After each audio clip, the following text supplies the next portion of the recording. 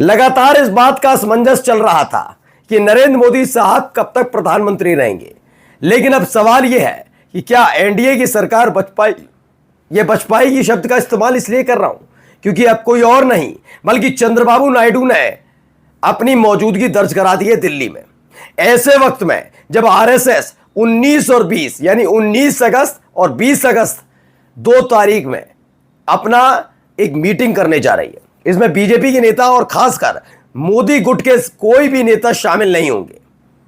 इन सब के बीच 19 के बाद 20 तारीख को चंद्रबाबू नायडू अलग अलग नेताओं से मुलाकात करेंगे और नेताओं का नाम सुनेंगे तो आप हैरान रह जाएंगे। जी हां, नितिन गडकरी। खबर यह निकल कर आई है कि पहला विकल्प यह है कि न मोदी न शाह, अगला अगर कोई एक शब्द निकल कर आएगा, एक नाम निकल कर आएगा, वो नाम ऐसा है जो उनके सहयोगियों को पसंद आए तो। अदरवाइज खास तौर पर चंद्रबाबू नायडू आंध्र प्रदेश से दिल्ली पहुंच गए और दिल्ली इसलिए पहुंचे हैं क्योंकि वो चाहते हैं कि अब नाम ऐसा होना चाहिए जो सबको पसंद आए, वरना समर्थन वापस लेने जा रहे हैं। बड़ी खबर आज की बताने जा रहा हूं। जी हां, चंद्रबाबू नायडू जो पिछले 72 घंटों से शांत चल रहे थे इस बात को लेकर कि जगनमोहन रेड्डी ने दावा किया कि राहुल गांधी और चंद्रबाबू नायडू के बीच बातचीत हुई है। अभी तक चंद्रबाबू नायडू ने मना नहीं किया कि बातचीत हुई है, नहीं हुई है नहीं है, नाराज है, नहीं नाराज है। इन सब के बीच जैसे उनको पता लगा आरएसएस 19 और 20 अगस्त को एक बड़ी बैठक कर रहा है, 20 अगस्त को वो खास तौर पर नितिन गडकरी से मुलाकात करने आ रहे हैं। यानी अगर पसंद का नेता प्रधानमंत्री पद का दावेदार नहीं है तो समझ लीजिए समर्थन वापस। नमस्कार, मैं हूं प्रज्वल गौतम और आज आपको दिखाने जा रहा हूं इंद्रप्रस्थ में क्या चल रहा है। इंद्रप्रस्थ मतलब दिल्ली में बहुत बड़ी हलचल की मौजूदगी है। पहले खबर देखिए, एनडीटीवी खबर है, उपराष्ट्रपति चुनावों की हलचल के बीच दिल्ली क्यों आ रहे आंध्र प्रदेश के सीएम चंद्रबाबू और उनके मंत्री। उपराष्ट्रपति चुनाव नहीं है, यही गलती करते हैं जानबूझकर। ये कोई हलचल पैदा करना नहीं चाहता, एक भी गोदी मीडिया नहीं चाहता। मैं ये इसलिए दिखाता हूं आपको, ये आपको पता लगे, कम से कम गोदी मीडिया भी बता रहा है कि हाँ चंद्रबाबू नायडू आ रहे हैं। आप कहीं क्यों दिखाते हो फिर? इसलिए क्योंकि कम से कम आपको पता लगे कि हाँ गोदी मीडिया भी कह रहा है कि हाँ आ रहे हैं। और ये 20 अगस्त की तारीख तय है। वैसे निकल गए वो, रहेंगे थोड़े दिन, मुलाकात करेंगे, किस किस से मुलाकात करेंगे वो सब बताऊंगा, लेकिन 20 अगस्त को फाइनल मुलाकात है और समर्थन वापस होगा। दरअसल ये खबर इसलिए जरूरी हो जाती है क्योंकि बार बार ये कहना है उपराष्ट्रपति पद का कोई चुनाव से रिलेटेड उनकी बात नहीं है। ये पहले ही समझ गए। कॉन्स्टिट्यूशनल जो क्लब था उसका चुनाव को लेकर जब अमित शाह ने मुंह की खाई, यानी कि शाह और मोदी, जेपी नड्डा, बड़े बड़े नेता जो मोदी गुट वाले, उन लोगों ने संजीव बालियान को समर्थन दिया और आरएसएस समर्थित सांसदों ने और विपक्ष के सांसदों ने मिलकर राजीव प्रताप रूडी का दिया साथ। उसके बाद तय हो गया कि अब अमित शाह में वो धार नहीं है और मोदी शाह में भी धार नहीं है। ये क्लियर हो गया है। यानी कुल मिलाकर ये समझ लीजिए आने वाला वक्त बहुत बुरा होने वाला है। अब इन सब के बीच कौन आ रहा है? चंद्रबाबू नायडू की मौजूदगी दिल्ली में, और वो भी अपने मंत्रियों के साथ। और तो और खास बात क्या है, इसमें मुलाकात करने जा रहे हैं नितिन गडकरी से। इसमें वैसे खबर तो भैया आपको मालूम ही है, खबर छापते हैं। इसमें बताया गया है कि नितिन गडकरी, इसके अलावा लोकेश, केंद्रीय सड़क परिवहन एवं राजमार्ग मंत्री नितिन गडकरी से मुलाकात करेंगे। ये खास तौर पर चर्चा का विषय है कि नितिन गडकरी से मुलाकात क्यों। मैं आपको बता देता हूं नितिन गडकरी से मुलाकात क्यों। दरअसल अब आरएसएस चाहता है कि उनके पसंद का कोई राष्ट्रीय अध्यक्ष बने, उपराष्ट्रपति उनका पक्ष का हो। और अब जब चर्चा चल रही है, सिर्फ 1 महीना रह गया है, 17 सितंबर को नरेंद्र मोदी साहब 75 साल के होने जा रहे हैं, 75 ईयर्स। और ये बनाया हुआ दायरा किसका है? खुद का, मोदी और शाह का, जिससे अडवाणी, मुरली मनोहर जोशी और उनके साथ के जितने नेता थे उनको सबको जाओ आपका टाइम हुआ, अब आपको जरूरत नहीं है। इस टाइप का बनाने का लेवल चल रहा है।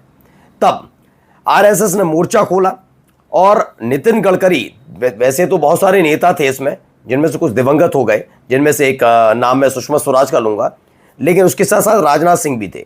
लेकिन पिछले कुछ दिनों से देखा गया राजनाथ सिंह ने भी सरेंडर कर दिया, भैया जब चलिए युग रहा है तो हम सरेंडर रहे। उन्हें मंत्री पद बहुत पसंद आ रहा है। वो ऐसे ऐसे बयान दे रहे हैं जिसका कोई मतलब नहीं होता। और जब संसद के अंदर मोदी मोदी हो रहा होता है तो वो राजनाथ सिंह ही हैं जो पूरे कमर झुकाकर नमस्कार करते हैं, लेकिन नितिन गडकरी नहीं करते, सबने देखा। तो नितिन गडकरी से खास तौर पर मुलाकात करने आ रहे हैं चंद्रबाबू नायडू। अब 2-3 विकल्प इसमें काम कर रहा है, वो विकल्प बताऊंगा, लेकिन उससे पहले आप जरा ये खबर देखिए। ये जी न्यूज़ की खबर है।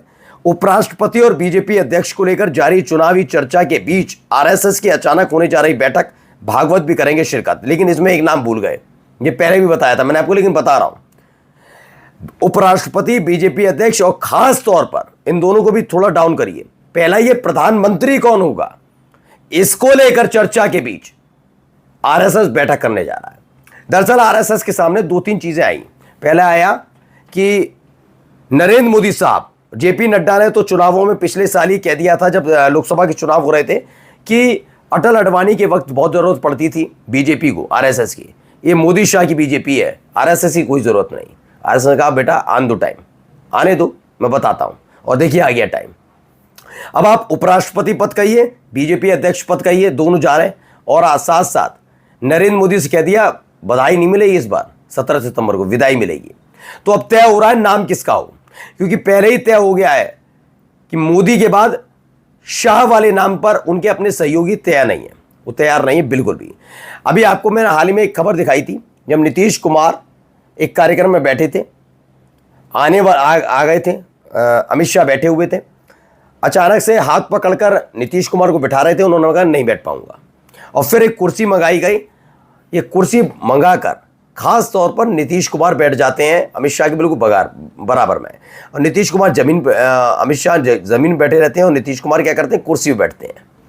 सम्राट चौधरी को जमीन पर बैठना पड़ता है, दोनों को।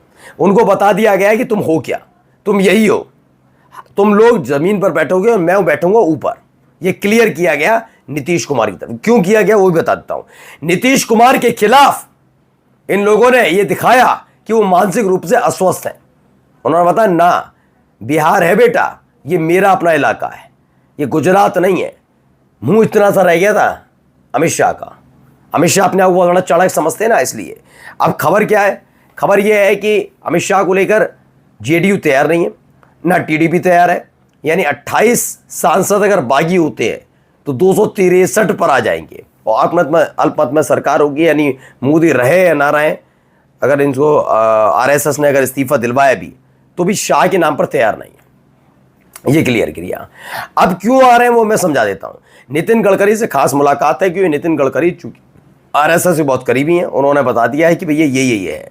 इसलिए उनसे पहले, उनके नायडू के आने से पहले ये तय किया जा रहा है नाम कौन सा होगा, जिसे नायडू को बताया जाए।